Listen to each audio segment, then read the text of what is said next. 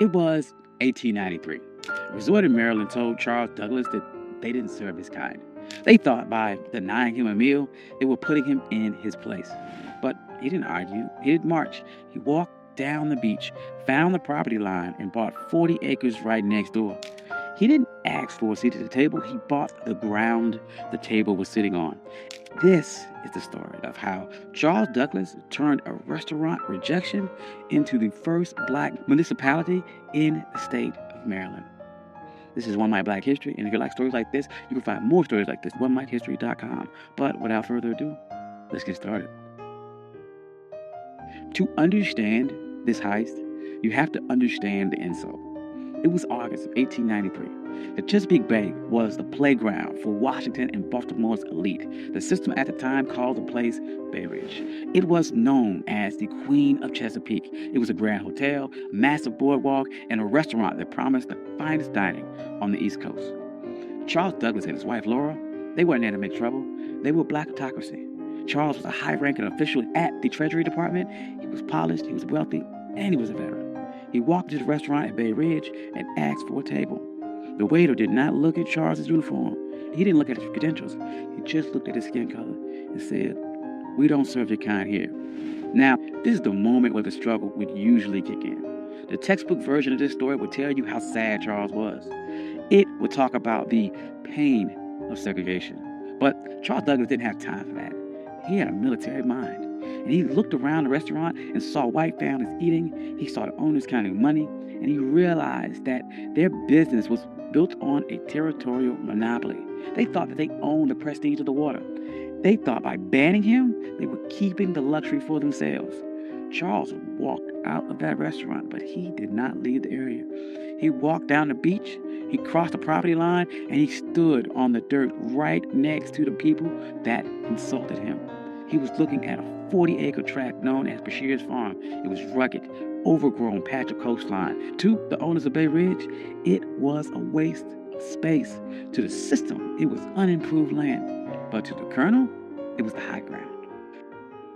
Charles Douglass knew something the owners of Bay Ridge didn't. The system is only as strong as its borders. Bay Ridge was a fortress of whiteness, but the walls ended at the property line. If Charles could control the land right next to them, he didn't need their permission to exist. He could create a parallel world that Jim Crow laws of public accommodations could not touch. See, in 1893, separate but equal wasn't even legal doctrine yet. That would not happen for another 3 years with Plessy versus Ferguson. But the private property doctrine was already ironclad. The law of the land said that a man could do whatever he wanted with the dirt that he owned. Charles realized that public space was a trap. If you relied on the public to treat you fairly, you were a beggar. But if you owned the private, you were sovereign. So he went to the owner of the 40-acre farm, a man by the name of Daniel Bashirs. He didn't ask for a favor. He brought money. He offered him $5,000 cash. In 1893, that was an astronomical sum. It was roughly the equivalent of about $175,000 in today's money. But the strategic value was worth millions. Bashirs took the money. He signed a deed. And on that day, the Queen of Chesapeake lost its monopoly. Charles Douglass didn't just buy a farm. He bought the gateway to the bay. He went to the restaurant owners who refused him a sandwich, and he didn't say a word. He just started building. And the first thing Charles did wasn't build a resort for the masses. He built a fortress for his legacy. He built a home for his father, Frederick Douglass. He called it the Twin Oaks. But he didn't just build it anywhere. He positioned the home with military precision. Frederick Douglass had been enslaved on the eastern shore of Maryland. He looked across these same waters as a boy, dreaming of a world where he wasn't property. So Charles Douglass designed Twin Oaks so his father could sit on that property and look directly across the Chesapeake at the very shore where he was once owned. This was psychological warfare. It was a message to the system that if you didn't lose a slave, you lost the entire coastline. Frederick Douglass never got to spend a full summer there because he died in 1895. But the receipt was still filled. The Douglass name was now etched into the land in the deeds of Maryland. But Charles was not done. He knew that one house was an anomaly, but an entire empire is a network. So he began subdividing the land, and he didn't sell it to just anyone. He targeted the sovereign class. He sold lots to black doctors, black lawyers, black engineers, black poets in D.C. and Baltimore. He created a neighborhood where the white-only signs of Bay Ridge were relevant. By the turn of the century, Highland Beach wasn't just a place to swim. It was a black think tank. Paul Robeson was there. Langston Hughes was there. W.E.B. Du Bois was there. They weren't protesting segregation. They ignored it. They built their own hotels. They built their own pier. They built a community center. They built a closed economy where black money stayed in black pockets and black dignity was the default setting. Now, there's no way the system sat back and watched this happen. The owners of the white resorts nearby were furious. They saw the private property loophole working against them, and they realized that they had lost control of their territory. So they tried to use paper weapons. First, they tried to use vagrancy laws. They sent the police to harass people walking between the train station and Highland Beach. They wanted to make the journey so uncomfortable that the residents would give up. That didn't work. Highland Beach residents started their own shuttle service. They controlled the logistics. Then the white resort owners tried to use a legal glitch. They realized that Highland Beach was technically a part of an unincorporated area. They thought they could use local zoning boards to condemn the land or pass an ordinance that would tax the Douglass family into bankruptcy. They tried to treat Highland Beach like a nuisance. But the residents of Highland Beach were some of the smartest people in the state. They knew that in America, the ultimate hack for land was municipal status.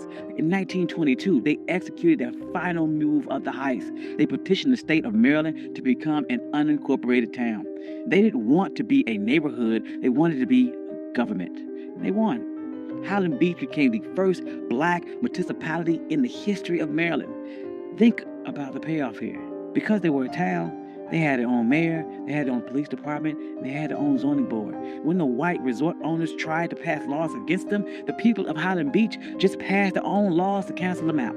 They weren't marching and asking for civil rights. They were exercising their statutory power. By the 40s and 50s, Highland Beach was the summer Apollo. While white Maryland was obsessed with keeping its beaches segregated, Highland Beach was outproducing them culture and social capital. But the winds, they are changing, and the system shifted its strategy. In 1964, the Civil Rights Act passed and the public accommodations were integrated. On paper, this was a victory. But in a world of real estate and sovereignty, it was a Trojan horse. The system realized it could not keep black people out of the water anymore, so it decided to make the land too expensive to keep. This is the new Jim Crow. As white developers realized that coastal property was the ultimate asset, they began using tax assessment and eminent domain and environmental regulations to squeeze black families off their land. In places like Hilton Head and Bruce's Beach in California, the system succeeded. They stole land back using the laws that were supposed to protect landowners. But look at Highland Beach today. It's still there. It survived the rise of developers. It survived the collapse of other resorts. It survived because Charles Douglass didn't build a charity. He built a closed-loop system. The residents of Highland Beach understood that the land wasn't just for lounging. It was for continuity. They passed these down for generations. They created trust. They created a black culture of holding the line. During the Civil Rights Movement, we get caught up about the seat of the lunch counter. But Charles Douglass reminds us that the lunch counter is just a piece of furniture, and that if someone owns the building, they can always find a reason to move the chair or keep you out. The true power is owning the blueprints. Charles Douglass was told his money wasn't good enough for a meal, and he didn't waste a second trying to change that with his mind. He used that energy to change the map. He proved that when the system closes the door, you can't keep knocking till your fists are bloody. You can buy the hallway. You can buy the entire building. You can buy the entire beach. You can buy the ground that it sits on. And today, Highland Beach stands as a reminder that we aren't just laborers in the American story. We are the engineers of our own exit. Thank you. This is One My Black History. I'm your host, Country Boy. If you like stories like this, you can find more stories like this at onemyhistory.com. Hope you enjoyed this. This is something different. I enjoyed this a lot. Trying to do, once again, more stories about agency, about pattern interrupts, people overcome, and how they took a system that was designed to keep you back and beat it and overcame or outsmarted that system. Hope you enjoyed that. I'd like to thank all my day ones. You guys are amazing. Thank you guys all for coming out. Financial contributors. Oh, yes. And if you don't see your name here, please reach out to me. I'll add your name. I'm sorry. I love you all. Peace.